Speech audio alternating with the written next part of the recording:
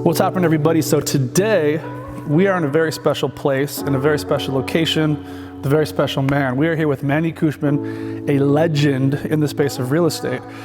But his story wasn't always legendary. It is now, but we're going to talk about why it's so important to have your head fully around the fact that quitting is just not an option.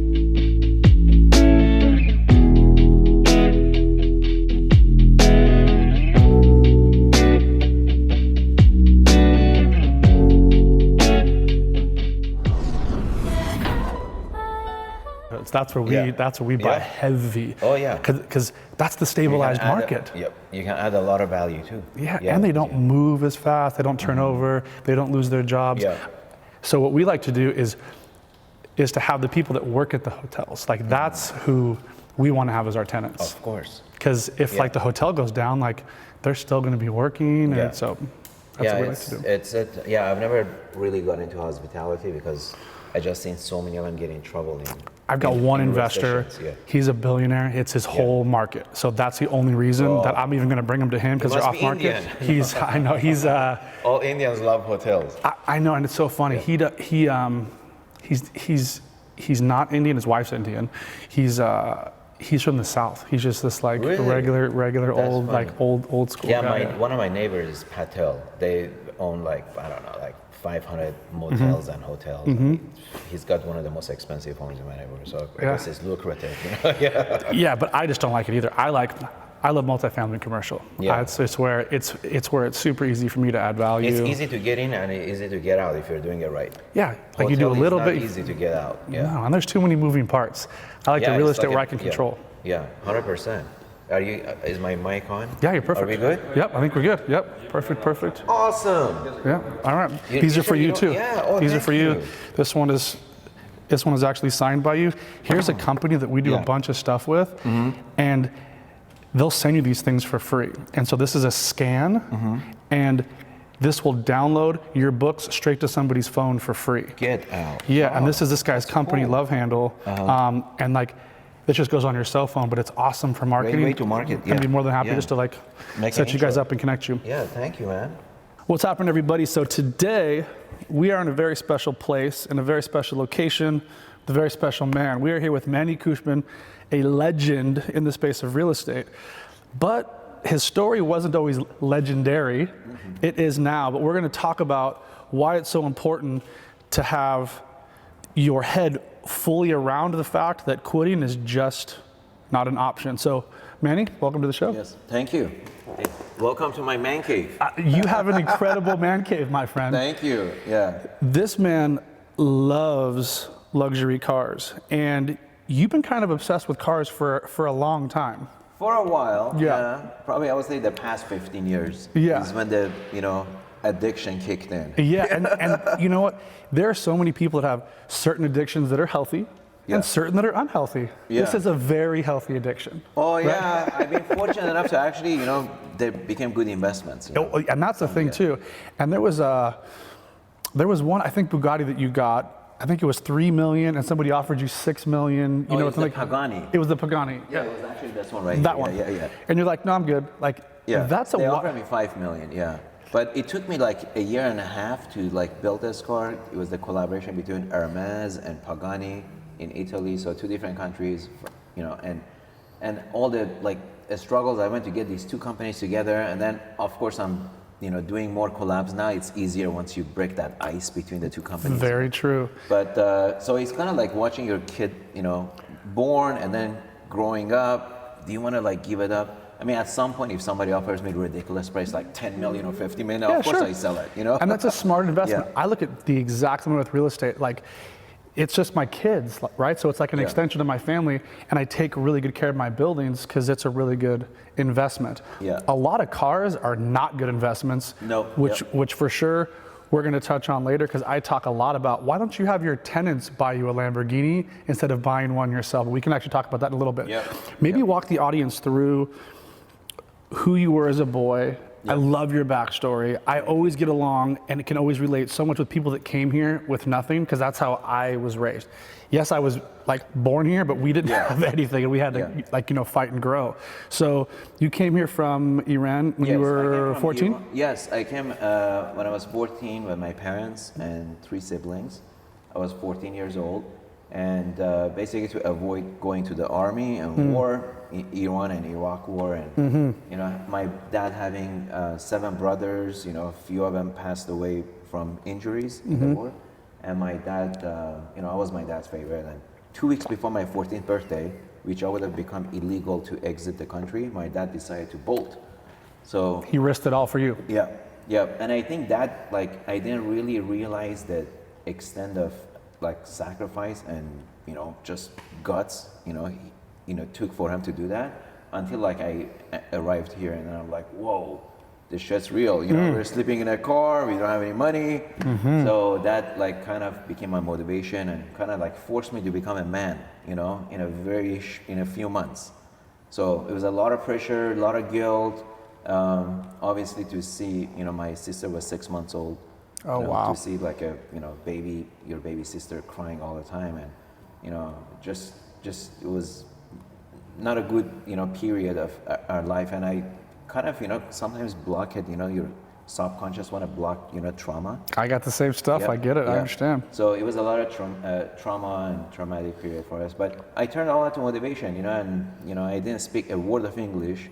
So that was really hard because you feel you're handicapped. You can't really communicate. You can't ask questions. You don't know where, what to do. And so, but I was lucky. My dad, was fluent in English, and he was getting the newspaper every day, looking for a job. Finally landed a job as an accountant. That's what his degree was in.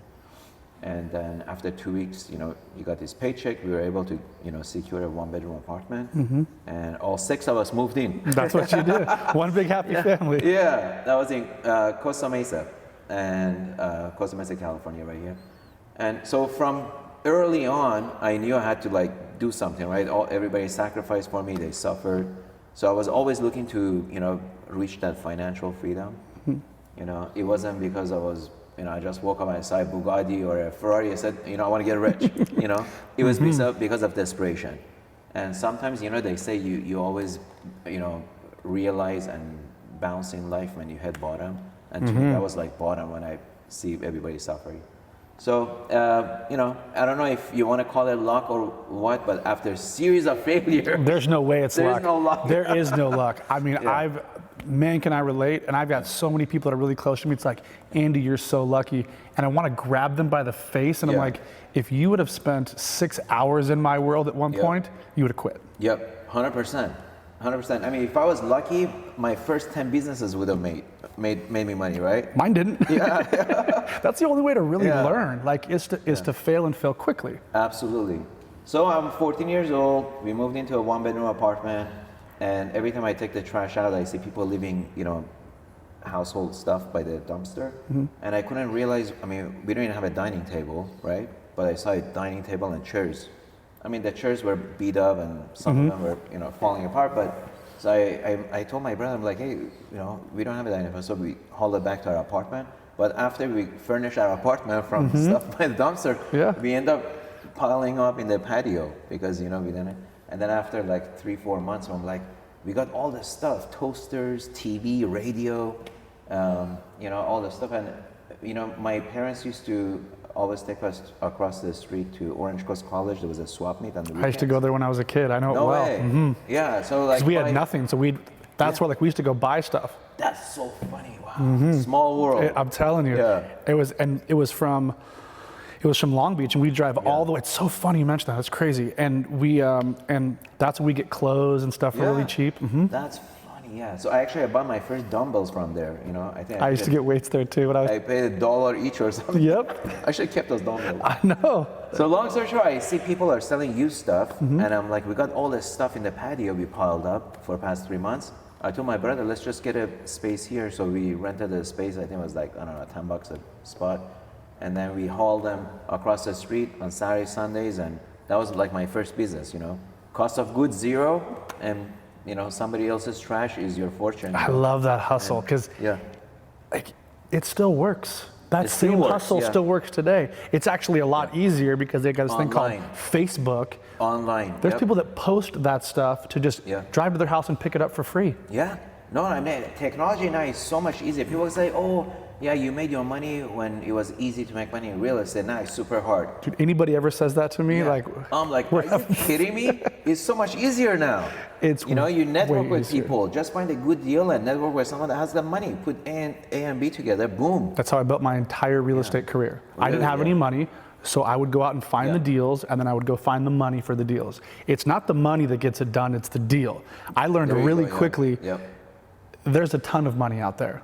There's not a ton of deals. If you become a Exactly. deal junkie, you're good. Yep. 100%. You nailed it. It still works. Yeah, still works. I mean, people, the people with money, they always love to make more money. They want to give you, Yeah. they always want to So have you solid just- investments. Yeah, just provide the opportunity and they'll fork over the money real quick. I agree. I agree. No, I love it. So that was my first job, I guess first business, and then when I was 16, legally I was of age of, legally to be able to get work. Mm-hmm. So I, applied for Kmart and I became, the regular stock clerk, cleaning floors, collecting shopping carts. Mm-hmm. And then within a year I got promoted to assistant of sporting goods, Mm-hmm. assistant manager of sporting goods. And but I knew from early on, I don't want to work at Kmart forever, right? No, So but you learn skills. Like, Yeah. you start to learn, like, how to communicate, how to Of negotiate, course. how to how to be appreciated. Working for somebody else, I was always early to work, and I always stayed a few minutes late. Me And too. the HR lady told me, "Can I ask you? I'm not going to pay you if you stay 15 minutes over. You have to clock out. But even after you clock out, on the way out, you collect shopping carts while you're waiting for your parents to pick you up." Mm-hmm. I'm like, "Oh yeah, I want to." it speaks to your character as a human. Yeah. Like, you care so much about, that's the part that's impossible to teach, right? There's a pride of your job or where you work. Either you have it or you don't. There are a whole bunch of restaurants that I still walk through all the time. Yeah. I walked, like, it's like burned into my head now. Because I pick you up see all the flaws. Yeah. I pick up trash off the Yeah. floor, and because that's what I did in my restaurants when I used to own them. But like, it's because I just have an appreciation for someone who's trying to work hard. Yeah, because you build that habit and it's you. It's part of your genes, It's- Yeah. I totally agree, and it works. So then you are going to be like a manager, but you're like, you know what? Yeah. I don't want to be a manager of Kmart. That's Yeah. great, but you had some obviously much bigger Yeah. aspirations. Yeah, well, when I became a sporting goods assistant manager, I realized all the guys that came out and buy the expensive radios and expensive fishing reels or shotguns, we sold guns too. And I realized they all, like, when I help them out to their car, they have like Porsches, they have Ferraris or brand new Mercedes. And I always ask them, I say, hey, what do you do? Right? And they all were self-employed. That's right. I'm like, they don't work for nobody, they work for themselves. So it was like inked in my head, like, okay, to get wealthy, because my goal was to get financial, reach that critical mass of not needing money anymore. Freedom. Abundance of freedom, yeah.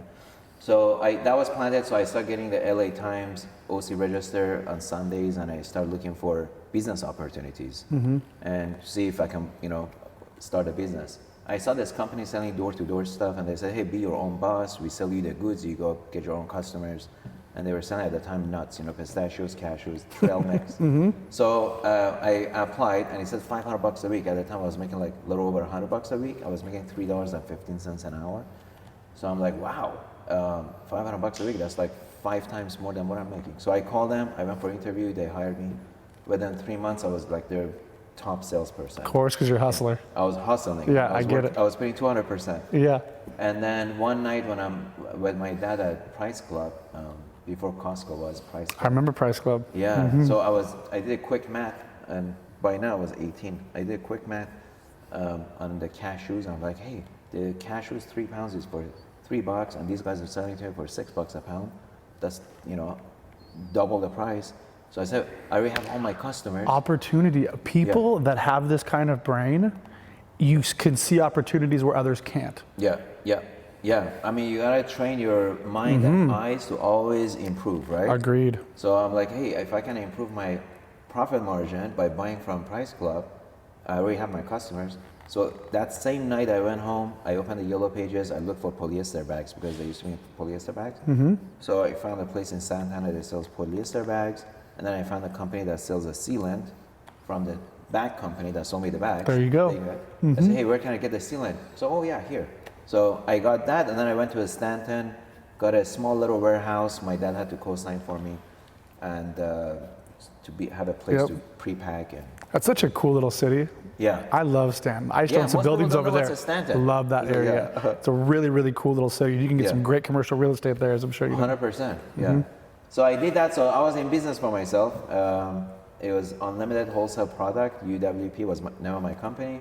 I got my license. The one thing I didn't know, every time you repackage food for resale purposes, you need to have health permit. And Oh, I the didn't health know that. department. Health department. So I'm into business 3-4 months into the business. I'm making $4,000 or $5,000 a month. I had 4 employees. And you're what, 19? I was 19 at the time. Yep. It's big Yeah. money back then. Yeah, huge. Yeah, I was like, I felt like, I did it. I get it. I felt like a Scarface. Yeah, of course. You're like, look at all my money.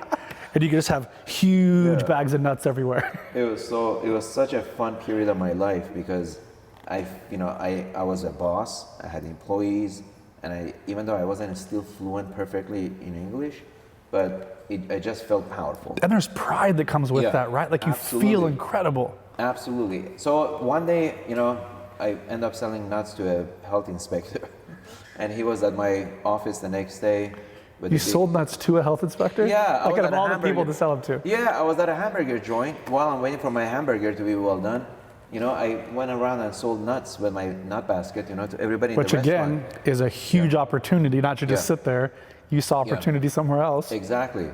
And then the guy I sold to, he ends up, working for health department of Orange County Health What are Department. the odds? So he came over the next day, goes, hey, I didn't find your permit on file. I'm like, what permit? He goes, oh, you need to have a permit. I'm like, I do? I didn't know. Yeah, for what? So he gave me a big packet. He goes, it's all the requirement. He goes, you can't be open for business until you get this establishment approved. Blah, Yeah, blah, blah. it's a huge So pain. I took it home with my dad. We review. I'm like, forget it. There's no way. I mean, we can't even afford all this. It has to be Well, yeah, and then yeah. you have no more margin. It's gone. nothing. So that was the end of. It was very sad, but I had like $20,000 saved by then, and then my dad's best friend. It's a lot of money. Yeah, I was 19, and my dad's best friend says, hey, I sell gas stations all the time. That's what I do. You could get an SBA loan, a small business loan for gas station with 90% financing. And with your, how much do you have? I said 20 grand. He goes, oh, I can easily get you in a gas station. Perfect. I'm like, okay, awesome. So after a few months, he found us a mobile gas station off of Crenshaw and 405. We went to escrow. I was so stoked, excited. That's a great area too for a gas station. Yeah, Busy. Yeah, so there was a Denny's, and then there was a mobile gas station. And back then, the oil companies were selectively picking some locations to get modernized, with digital pumps. Swipes. And then the minute that happened, because they paid for all of it, mobile company paid. You would pay for the snack shop, they pay for all the pumps. And they would double, triple the value, right? Nice. So this broker says, look, I have a very good hunch they're gonna pick this location in a year or two. You buy it now for 180 grand. I could flip it for 600 grand when it becomes Perfect. ours. I'm like, this is an awesome opportunity. So long story short, the guy that was doing my SBA loan turned out to be a fraud. And I lost all my money after, it was a 90-day escrow. And that gas station did end up being modernized. Oh, no. Within a couple of years. But it was a blessing in disguise. They always are. It had a 3 mechanic bay shop. Had I bought it, I would probably be, working there as a grease monkey, changing oil stuff. And next, 10, 20 years goes by, I still own a gas station. That's how my friend's dad. I mean, he's very happy, very successful guy, but he came here with nothing. He bought a house and he bought a gas station. And then he bought the dirt and he sold it for I think $2 million. Yeah. But he could have, who knows where he could have been. Yeah, right? Exactly. So that was that, and then so that was my first major failure. I lost all my money. Those sting. The first ones sting. Oh, yeah. It's like a first love that breaks your heart. Well, it's not just that. It wasn't because I failed at myself in a business. It was somebody scammed me. We got fraudster. That hurts even That more. hurts more, because, betrayed. Yeah, and it hurts your ego too. You're like, I should have seen that coming. Yeah. But now it'll never happen to you for the rest of your career. Yeah. So I called one of the customers that bought a lot of nuts from me. The guy was a manager of a Winston Tire in Montebello. So I used to go all over the place. I went all the way to San Diego, Pomona. I went to all the auto centers. I sold nuts to mostly auto dealerships. So I called. It's smart because you like cars. You want to go sell to those customers. That makes perfect sense. I called Ruben. I'm like, hey, I got scammed. Blah blah blah. He goes, why don't you come here? For now, you need to make money. You're completely gone. All your money's gone. Why don't you come and work for me? I love your energy. Blah blah blah. So I went. He hired me as an assistant manager of a Winston tire shop. And within a year, of course, I was, one of their top salespeople, and they moved me to locations that was underperforming. They moved so you could get them up again? Yeah, that 170 locations, and then there was a few locations that were losing big money because the managers weren't really upselling. When a car comes in, you do inspection, you upsell it. Of course. Better tires, brakes. Sell them everything. Everything. Get them bumper to bumper. Get them either here. Yeah. I get it. So I was always upselling. So long story short, I did that for about a year. Then I got into other businesses. I tried life insurance. I tried, prior to going to Winston Tires, I tried LA Times too, selling subscription. So that taught me a lot too until I got bit by a dog. But go like door to door doing sales? Yeah. There's something about somebody who can go and sell something door to door where every person is a stranger. Different personality. You don't know what to expect. And you get this metal and you get this armor about you where you're like, you can talk to anybody anywhere because most of your day is talking to strangers. Yeah. And that's such a great networking tool for business that most people think, and they're petrified of it. Yeah. Most people hate to speak in public or go talk to strangers. Yeah. And then, especially for me because my English is not fluent. And there was some discrimination back then. I mean, it still is. It's still here. No, so I know used to it's get terrible. called all kinds of stuff like even when I was selling nuts, walking to a dealership, there was one dealership. I don't want to name the brand, but it was in Tustin Auto Center. And then the guy was like really rude to me. He goes, "Oh, get out of here, you camel riders!" All this stuff, and then.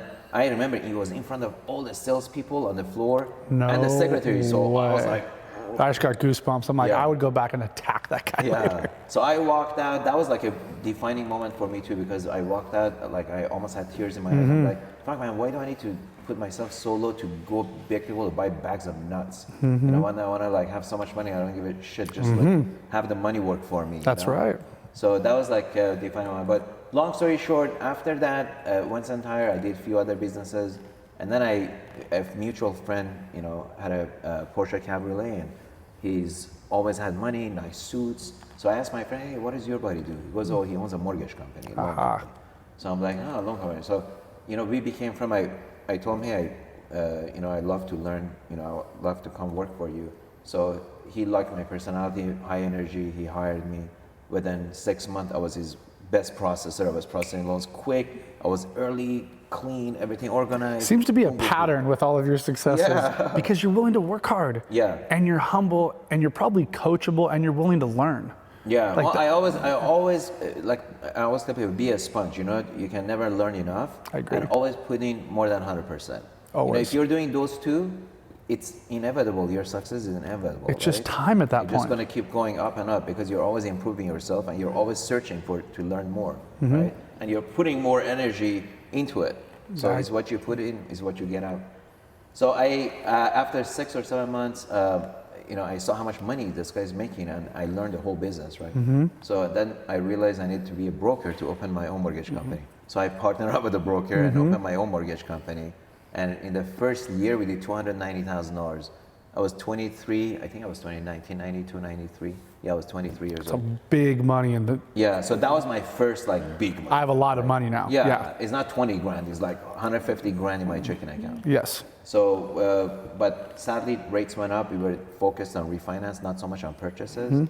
So in 94, when Greenspan took the rates 50 basis point. I know, so I remember. we had like 80, 90 loans on boards. It was all at float. Because we were waiting to get them to before, like getting it before docs, like do a 12-day lock and 15-day lock instead of 30-day lock, you get a little more rebate. Of course. So I know the game. Yeah. So long story short, all those went dead. I told my partner, fuck, what are we gonna do? 80 loans dead. Yeah, so we said, oh, next FOMC meeting, they're going to drop the rates. Nope, they went another quarter point. So we ended up closing the mortgage company. We had 300 grand between both of us saved. And we saw, 99 cent only was very popular, and they were popping all over the place. I'm like, why don't we do 79 cents plus, 20 cents cheaper. It's teaser anyway, you get people. It's for marketing, right? Yeah, you sell maybe 10 product at 79, but it's plus, So long story short, we opened one in Santa Ana. It did amazing. It was making like 20, 30 grand. That's a great place to open one too. Yeah. Great city. On First Street. And then we said, hey, why don't we convert to a supermarket, because we see everybody buying a lot of produce and meat, it's that, in that culture, Hispanics, they love to eat. Everything's enjoy around life. the food and family. Yeah, so we did that. We made it into a supermarket, and then within 2 months, Food for Less opened right next to us. Yeah, and our sales went down 50% on the same weekend. I was like shocked. I'm like, somebody put a knife right in your gut, right? I know. Here's something I really want you guys to hear. He went from doing loans, making tons of money, and then put it into a grocery store. Completely different business. Like, you couldn't get into more of a different zone. But business is business is business. Like, once you understand that there's a bottom line, there's margins, once your head is around that, you can take it and just do whatever you want with it. Sometimes it works incredibly, sometimes it doesn't, but you still learn. Yep. So many people get stuck and they're like, all right, so I need to go find a new company to go work with and do this same thing again, which is mortgages. But that business was actually dead at the time, so you just pivoted. You just course corrected and went in a different direction. Yeah.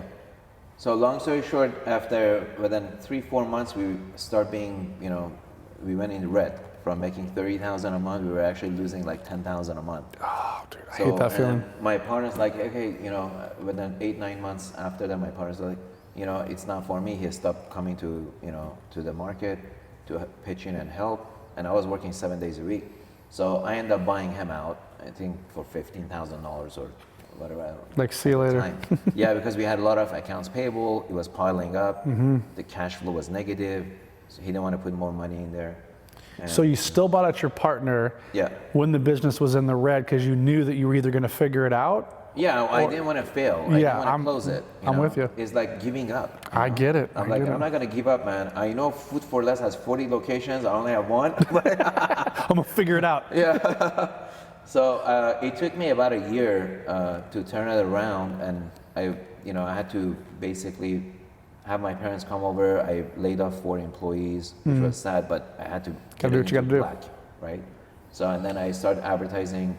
I was losing money. I'm like, let me lose just a little bit more money and advertise and give away the product to get the sales up. Because if it has revenue, then you I can sell it. Yeah. So I did that. After a year, about 14, 15 months, I sold it for $185,000. Yeah. Got out. So yeah, I got out. Plus inventory was another 100,000, so I got like 285. But I had accounts payable. So many people would have quit, man. They would have just. Even my own parents, told me, why don't you just file bankruptcy? Because it got to a point I sold my house, my cars. I lived in a 1-bedroom apartment, and I was like renting from a budget rent-a-car, putting it on my Amex because I couldn't afford a car. I was trying to just push it another 30 days, And I remember I used to go to the bank before 10 a.m. to cover my overdraft so I don't bounce. And I used to go before 4 p.m. to post whatever cash I had in register. So it wouldn't go till the next day. Next day. I used to do the same thing. Yeah, so it was like a vicious cycle, and it went on for like 8, 9 months, 10 months, a year. But long story short, I used to go to work out at nights at 24 Hour Fitness after I closed the registers, like 10 p.m. and just run on a thread and say, I want to sell it. That's something that's so important to me. One, I absolutely love to work out and I'm obsessed with it, but it's that manifestation of, because there's been so many times in my life, that's all I had was my vision of the future. Same here. That's it. Like, I didn't have anything else. Yeah. I would put together these humongous, like, crazy boards and vision boards, and I would write everything out. And I'm like, I'm gonna figure this out. Yeah, I love that. Working out, everybody thinks it's for bodybuilding. It's really for your mind. It's my mind, my energy. Yeah, makes you, sharper, and also gives you like confidence. If you can work out and improve your body, You say, hey, Feel you see good. results, You right? see results. Yeah. It just adds to the confidence. I've got these non-negotiables every morning. The first thing I do is a 10-minute meditation. Like as soon as my brain wakes up, 1 in the morning, 3 in the morning, Yeah. and then I sit in gratitude for 5 minutes. And I just That's kind of awesome. reset, Yeah. and then I work out Awesome. every day, no matter what. Yeah, I do the same thing. I don't meditate. I should meditate, but I work out 5 days a week. Weekends I'm off. It's That's my good, though. it's my cheating days. With my kids, I wake up, go have breakfast with them. But long story short, I sold it, and then I owed $180,000 on my credit cards. I was paying 22% interest rate, and And you still didn't BK. I was negative net worth. Yes. Yeah, And but I you said, stuck with it. If I file BK, this country is built on credit. And when I owned a mortgage company and I was, taking people's loan apps, and I saw people that got turned down on the refis, it was always because of credit, Yep. lack of income, or credit, those two, right? And I said, okay, credit's so important in this country. I'm gonna, preserve it, whatever it takes. Whatever it takes. And you did. Yeah, I did. You sold everything Yeah. to just preserve your credit. Yeah, and And you would have never known that if you hadn't have owned a mortgage company. So like these dots, Yeah. man, are all connecting. It's true. I love it. As you climb the mountain, you learn with every stepping stone, 100%. And so what happened after that, I put the money, I saw everybody's making money in trading, day trading stocks. I remember those days. This was 1999. Yeah. And so I opened an E-Trade account, and I put the $185,000 in there. All of it. You're like, I'm all in. All in. Yeah. No guts, no glory. Of course. Yeah. I'm the same way. Yeah. I have gear 1 and 6. I don't have 2 through 5. I'm either kind of thinking about it or I'm all in and I burned all the boats. So I got, I guess that you can call lucky. The timing was good, because if the market had crashed right when I put the money in, I would have had. You just still figured I it would have out, though. figured it out, yeah. But long story short, I bought a lot of stocks that end up splitting 3-4-1. There's a lot of AOL, tech stocks E3. splitting back then like crazy. Yeah. So by September, I saw my account grow to almost triple. I'm like, this is too good to be true. It's too easy, right? Too easy. I'm so good at this. Yeah. So it scared the shit out of me. So September, I took all the money out except 80 grand. I left in there. I said, if it's going to keep going up, I can restart with 80 grand. So and then I called my landlord that I used to have the supermarket. It was an old Jewish guy, super sweet guy, and he always told me, he goes, what are you killing yourself working 7 days a week? You should own real estate. I came here when I was young. Best mentors. So I got the same advice when I was 19. That stuck in my head. So when I was ready, I called him. He sent his top broker, and he found me 3 value add deals. I picked one. It ended up being in a Whittier, city of Whittier. That's a great area too. I still do a ton of business in Whittier. Really? Oh, wow.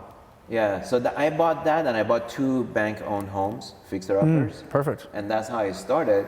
But I didn't make my first $1 million on a single flip until a year later. It was 2000. I saw a property on the same street I used to own my supermarket. There was an abandoned building that was amazing location. It was a whole block, but it was boarded up for like 2 years, and nobody knew who owns it, what happened to it. And I saw a guy changing the locks with a locksmith, because it was across the street from the mailbox, post office. So you run over and go talk to I the guy. run over there. I'm like, hey, are you the new owner? He goes, yeah, I work for El Dorado Bank. We just did a trustee sale. We took the property back. I'm like, fantastic, dude. I want to buy it. Yeah. Like, I was like, whoa, oh my God. It was like a blessing in the sky. I get it. So I got the guy's phone number. He goes, Walter Pagel at CB Richard Ellis handles all our distressed sales. Call him. So I called the guy. He goes, I don't know what you're talking about. I have no idea what this building is. They haven't given it to me. I'm like, they're gonna give it to you. Don't worry. Yeah. Can we do lunch? Yeah. Let's go do lunch. Oh, I love it. I'm the same way, man. I love that. You gotta hunt. When you go hunt, you don't sit back. You gotta go for it. There's literally this one show that we have. It's called Real Estate Hunters with me. It's a show I have on funny. YouTube. I go hunt real estate. That's Some people hunt game. I hunt buildings. That's me too. And I film it. Put it here, man. Because that's the part no one wants to do. Yeah. That's how I literally got the house that I live in now with my family. It was on market for 3 hours. They had 16 offers, all cash. I was going over there. I'm like, this is my home for my family. I don't know how I'm going to figure this out yet. Yeah. And there was like a non-refundable deposit. of course, $200K, all cash. Yeah. She was putting away a trash can or something like in the neighborhood. I go, excuse me, miss, do you know like, what's going on with this house? I mean, there wasn't a sign or anything. She goes, yes, my husband's the listing agent. Get out. And like, I always get goosebumps even telling the story. Like, see, it was meant to be because you put the energy out there, you wanted it, and you know, and I'm just willing to do more. Yeah. Like, I would always go and like find a building. Okay, who owns the trust? Who's the attorney that even wrote the trust? I mean, I'll keep digging until I get somebody on the phone. Yeah. Wow. Good for you, man. I mean, that's deep hunting right there. Real estate hunting with Dane Carter. It's on YouTube. Go check it out. That's awesome. But it's just fun for me. So, dude, I completely relate to you. And then, so then, that was a building that you actually got under contract with CBRE. Yep. It was CB Richard Ellis was the listing agent. So I ended up buying that. I want to just basically emphasize the importance of credit. Because this time I made my biggest chunk of money on single flip because of my credit. So I bought that building because I had the supermarket a few years prior. I applied for SBA Oh, it loan. shows, right, Yeah, exactly. SBA loan. So I bought it as an owner-occupier. I was going to open another supermarket. And so I got a loan. I only put $67,000 down. I bought the building, and I got, you know, I kind of got lucky too because on the title report, they found some substandard liens because the previous owner had taken out a bearing wall. So the bank says, oh, I'm sorry, we can't sell you the building because it's unsafe. We got to do some stuff, and then we're going to take it back to the market. And I hired an attorney. I'm like, no. This is mine. This is mine. I mean, you have to, you have to deliver it with a free and clear title. Clear title. I love clouds on title because it gives me time to maneuver. So he gave me a 7 or 8 months before they did all the modifications. And then they have to because it's now their asset. I love it. Yeah. And now it's the bank's responsibility to make it safe because you already have it under contract. Absolutely. My man, I love that. So that was like my little mini lotto. So I bought that, and then within a year later, I sold it for $1 million more. So my 67,000, made me $1 million because of my credit. My credit was really bad. I filed bankruptcy. I had closed that supermarket down. There's no way a small business would give me a loan. So all the fighting, all the grinding, all those hardships, all those long nights, selling the cars that you had worked so hard to get, selling the house just to keep your credit good. Yep, 100%. That's why it's so important to get into real estate. Yeah, that's a compromise sometimes you got to make in life, So that was my first big break, financially cash. Right, because you have $1 million liquid, right? Yeah. You do a lot. I had equity in my shopping center and the 2 homes, but it wasn't $1 million. Yeah. And it wasn't liquid, So I took that money and then I went to Long Beach and I started looking at. It's my city. I'm third generation Long Beach. I love that city. Yeah. So that's I my went to zone. 90802, 90804, good zip codes, by the Ocean Avenue. I bought some in 90805 North Long Beach, but it was bad credit tenants. Yes, lots of them. I had a lot of crime and bad credit. So I ended up owning almost 200 units. Oh, but shit, that's how a lot. I built it up was I took that $1 million and I started writing offers. I would look on MLS, see there's a 12-unit apartments, let's say on Locust Avenue. This is the first one I bought. 12 units, they wanted 850, they had dropped it to 750. I offered them 600, 7-day closing, just clear. All cash. All cash. People, my friends, when you're looking for opportunities, you want to find stuff that's been on market for a long time, probably somebody who's owned it for a long time, has no more depreciation, and they're looking for a quick out.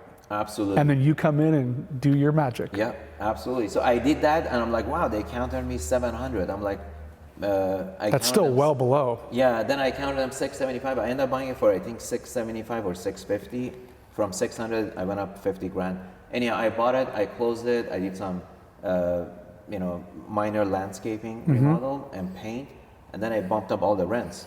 $100 a unit, and you won't believe $100 a unit. It made me extra 300 grand on the floor. I did not pay him to say this. I talk about this constantly. There's a thing called the gross rent multiplier, which GRM. It's I always get goosebumps talking about it. I talk about it a ton in the book. Best magical number. No one talks about it. I talk about it like crazy now. No way. Because paint, landscape, and you take low-paying tenants, you raise their rents $100 a door. The bank looks at it as it's another 10 to 15,000 per year that it just got. All I'm doing is I'm raising the value of the asset, just like you do.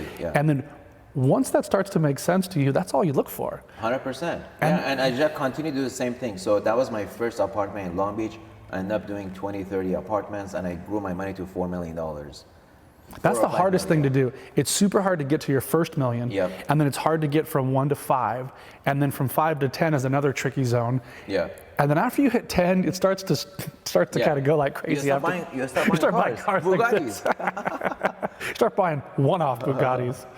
So I realized, okay, apartment is very management intensive. I had like 200 units. I sold those. I 1031 exchanging to, I started looking at other states because California by 2004 Yeah. was getting pretty lean. You know, there wasn't enough margins.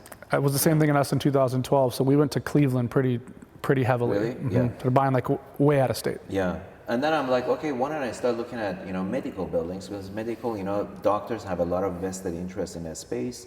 It's not easy for a dentist to get up and unscrew all their medical equipment and move across the street, It's right? smart. It's a massive Yeah. business now, as I'm sure you know, Yeah. but it's So I bought 4 medical buildings, anywhere from 4 to 5 million each. So I bought about $20 million in Arizona in 2004.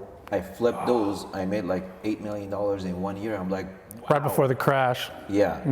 And then in 2005, I started looking in Houston because Arizona's too small. There's not enough listings. So I looked in Houston.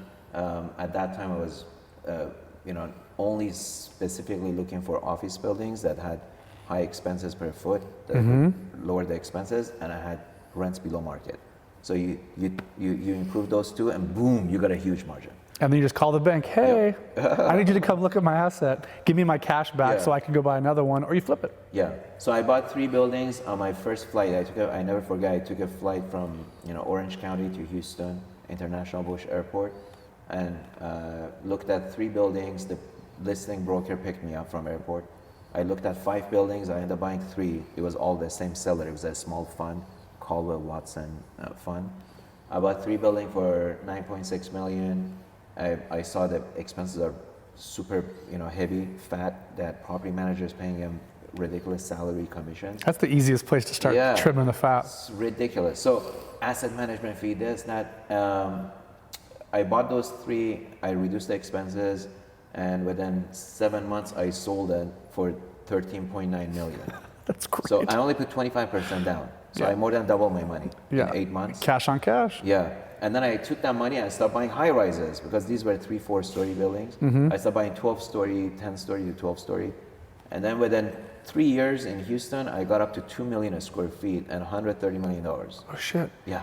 It's the same amount of time and stress and energy to manage a 4-story as it is to a 24-story. Exactly. I try to tell people that, but no one understands it. Yeah, if anything, it's easier to make money on a larger building. There's more room. There's a lot more room.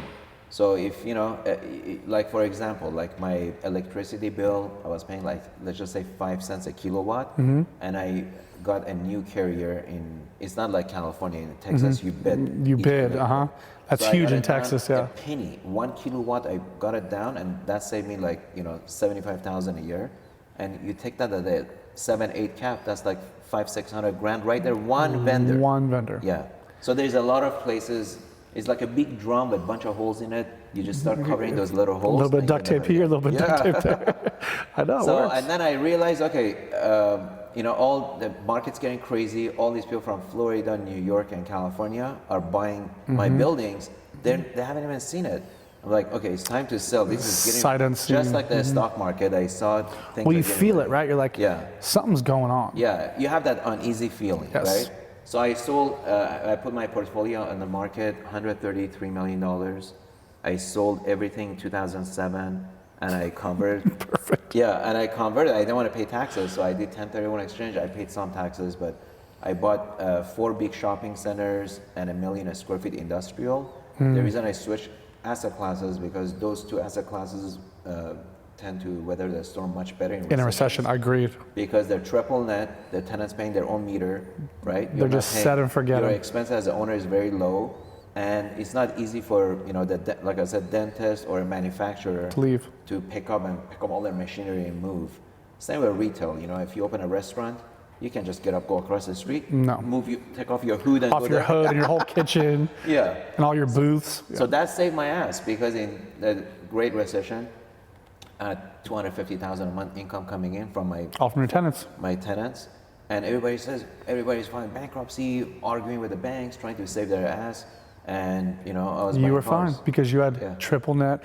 That's what I tell people all the time. Like, I don't care if I lose a whole bunch of wealth on paper. As long as my tenants and they're covering the asset, I can weather the storm. But if you're not positioned correctly, you're in a big trouble. Yeah. So, you know, a lot of times you can mitigate your risk in real estate by just simply diversifying, still in real estate, but different asset classes. So smart. You know, because I looked at balance sheet. The 4 shopping centers I bought was Food Lion centers in North Carolina, Pennsylvania. Food Lion had $4 billion on balance sheet, and you know they're solid sales. Solid company. 18 to 22 years average left on the lease, and they were occupied 80% of my shopping center. I'm like, how can I go wrong? They're not going anywhere. I bought it at an 8 cap. Oh my God. So I put a low rate on it. I was getting like, you know, 18% cash on cash. I love it. From all that millions I made. So that was a move I made that I think was a smart, and I've, you know, surprisingly, a lot of those buildings I sold in 2007, I ended up buying 5 of them back in 2010 and 2011 from mortgage servicers. And then I made it. I love that. And so that's the post that you did yesterday that that was one of them. Yeah. I loved, because when you're positioned correctly, you can take big scoops in the down market. Like, I don't like it when the market's going, you know, up. I mean, it's great for the asset, but to really expand your wealth, like, I like to take big scoops when the market's hurting. Absolutely. And that's when you make really, really big moves. Yeah, you know, in real estate, you make your money on the buy, you know. Always. Because if something's worth 10 million and you negotiate the shit out of it and you buy it for 6 million, you just made 4 million bucks because it's going to come back up anyway, you know. And that's my strongest asset for all my clients, all my investors. I love to negotiate. It's the hunt for me. And I take it so personal that I have clients that are like, this isn't your money. I'm like, but I think it is. So I treat it like it is. And that's why all my investors love to work with me, because I go to war for them. That's awesome. And I'm sure they appreciate it. Because they see how much effort you put in, you know. I love the hunt. I love the deal, and it closes, and I get big checks, and we have these assets, and my partners are, everybody's happy. That's awesome. But I'm like, where's the next hunt? That's the thing, you know, that it's addiction, but it's a good addiction, you know, if you ask me. No, I love it. Well, and that's, okay, so that speaks to you being a constant student of the game, right? You're like, okay, so I have these assets, they're doing really well. Most people sit. They're like, oh, I'm killing it, I'm comfortable. That's when you get wiped out. Right? So, and you stop growing. Or you stop growing. And for me, that's almost worse than getting wiped out financially. Like, if I think, oh, I've made it and I'm good, I'm in trouble. Like, I'm addicted to growth and expansion as a person, just as a human being. Like, I want to be the greatest dad to ever walk the earth. I want to be the greatest husband to ever walk. Like, it's unlimited for me. I just posted something today on Instagram. I said people are always looking at my life or always looking at somebody else. They say, oh, that thing goes on by itself. It's all about post edits. We're good. So, you know, people look at my life, they're like, oh, you know, he has a perfect life. Or they're always searching for this perfect thing or perfect. There is no such thing perfect, because even if you think it's perfect, you can still improve it. Everything. So there is no such thing as perfect, you know. And so I said, just start. Whatever you're dealt, the hand you're dealt with, start improving that. And start before you're ready. Exactly. Anything I've ever done in my life, I have been grossly underqualified to do. But I don't care. Like, I'm gonna learn on the go. And that's the only way I really learn anyways. I can't learn from books. Entrepreneur mindset, you know, jump off the cliff and build a plane on the way down. that's such a metaphor for my entire life. It's funny. It drives my wife bananas. She goes, really? I'm like, I like it. I'm gonna try. We'll see. But no, man, it's so important for you to have that mindset. Was there a point, especially in 2006 and 7, when you're like, okay, it's time to switch classes. It's time to switch. So is there like a mentor that you would you lean into, or is it just like, here's something that just makes sense to me? I mean, I've seen the real estate being cyclical. My dad lost his condo in 1990 recession. Okay, so you've seen I've seen it. I saw my dad lost his house, and then in 94, you know, I had my mortgage company, and I saw a lot of people on credit report that foreclosures from early 90s. So I've seen the cycle up, down, up, down, up, So you saw all the flags in 07. You're like, so it's time to go. Every time I see like the real estate market went up in 2004, when it went back up, you know, I'm like, okay, you know, this is like a little bit abnormal, you know. People are just buying my building, $10 million, from Florida, and the guy hasn't seen it, and he puts a non-refundable deposit. I'm like, this doesn't make any sense. Those are the red flags. They were all in 1031 exchange, and they were in a rush to buy properties, right? They don't want to pay off on stamp. So I'm like, okay, this is way too much, you know, it's a frenzy, right? And so, I mean, my gut told me, you know, it's too good to be true. You know, Usually right. You need to, you know, reposition your investment. So that's why I sold everything from high rises, and you know, truthfully, you know, the triple net properties, you know, weathered the storm much better during recession. So that worked out great for me. And now I'm looking to do it again.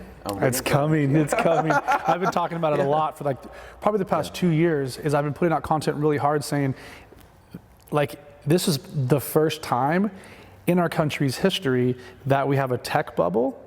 We have all asset classes are involved. All asset classes are in trouble. Bonds, stocks, everything, tech, real estate, and we have debt too. $3 trillion in student debt. That's becoming a major issue. And I've been talking about it heavily because car loans too. Car loans, everything right now, and you now have social media where people are going into massive amount of debt to look a certain way. And you said something on an interview, it was a while back, that like you would never buy something unless you could, like, you know, buy a bunch of them, exactly, all cash. And it's going to be interesting in this next one. I think it's going to be chaotic, and I can't wait. And you know, people keep saying, oh, when is it going to happen? Well, I don't know, you know. It's going to happen when it happens. But why do you have to know when? Just be prepared when it happens. Take advantage. That's what I tell everybody. This is the longest growth cycle in our country's history as of last month. Like, so this it's impossible for it to keep going up. Absolutely. No, I agree. And you can see the cracks in the, you know, in there already. In the I have my finger on the pulse pretty tight. There's all the red flags are there.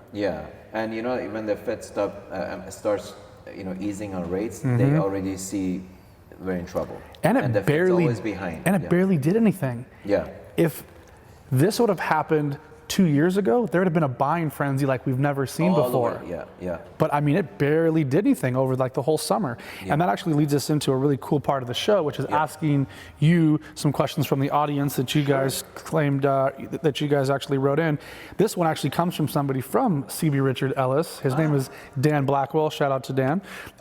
He's one of, if not the top, he does like 2s, 3s, and 4s, 8s. I think he goes all the way up to 20 units here in Orange County. Awesome guy, but he gets some incredible deals. He said, let's see here, because he asked a couple questions. Here's the one that I think will stand out the most and probably help. Where do you see the opportunities over the next 5 years? What product type, class, and locations? Good question. Well, I see it in office and retail, believe it or not. You know, if you look at, you know, all the retail landscape that's changing more like outdoor instead of indoor. Malls used to be indoor. Now everything's outdoor. The Grove, the District. I mean, you look at all this. Even office space. Now they're mixing, you know, residential, you know, restaurant, entertainment, and office. All in the same places. Together. I mean, Hudson, I think it's Hudson River or Hudson Yard in New York. Yeah, I've got some friends that have some incredible properties over there. They're crushing right now. Exactly. I mean, there's a lot of markets that are starting to go into that direction, development. So there's a lot of properties you can take, you can transform them, and to what's trendy, like right now, WeWork, you know. I'm massive. doing 10,000 square feet upstairs, and just making more creative. Back in the day, you know, people used to, you know, fight over a corner office with a view and have those walls and privacy. Now it's the other way around. Everybody wants to open, they want to negotiate. Even going to a restaurant, I'd rather sit at a bar. It's all communal, it's more social. I totally agree with you. So I think taking a property and transforming it to what's trendy and creating value. I've done that with a property in Newport Beach that, you know, I'm selling it, you know, making a good chunk of money. And then he's selling at the top again.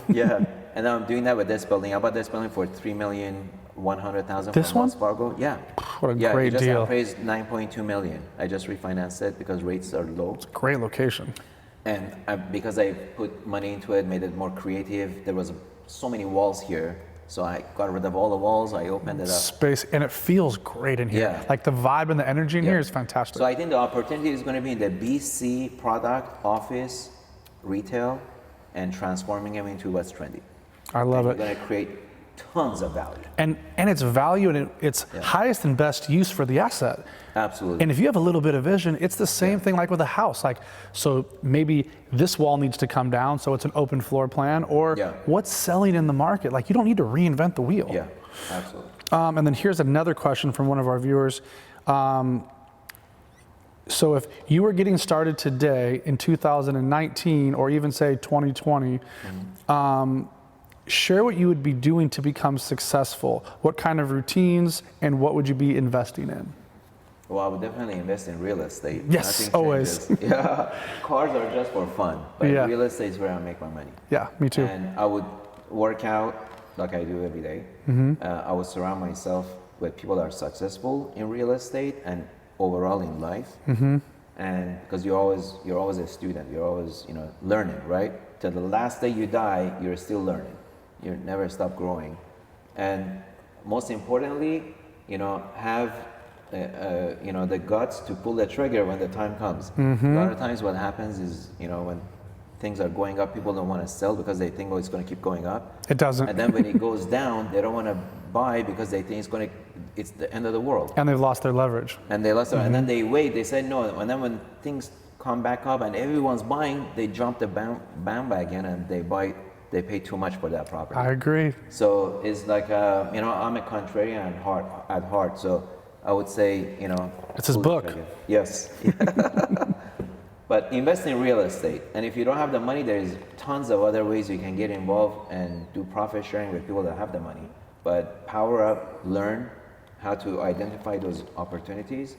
And then network with investors that have the money, and marry the two. Yeah, I know. Until you build your own wealth. Until you build, and then you go. Yeah. I know plenty of people that started with nothing, and they would just go out, because you have two things: you have time or you have money. And if you don't have the money and you have the time and you have the drive and the hustle to do it, you go out and you find the deals. And that's what I was willing to do, was to go out and find the deals, and then I would find the investors and I would give them, and then I'm their best friend. My whole goal was to be part of their network. I wanted to make them so much money, they invited me to their Christmas parties. They wanted me in their world, so now I'm around the people that I want to learn from. And then I start bringing them big deals, and I'm like, here's yours, I want 20%. They're like, what? I'm like, I'll take 20, and then we'll figure everything else out. And they're like, all right, and then it changed the conversation.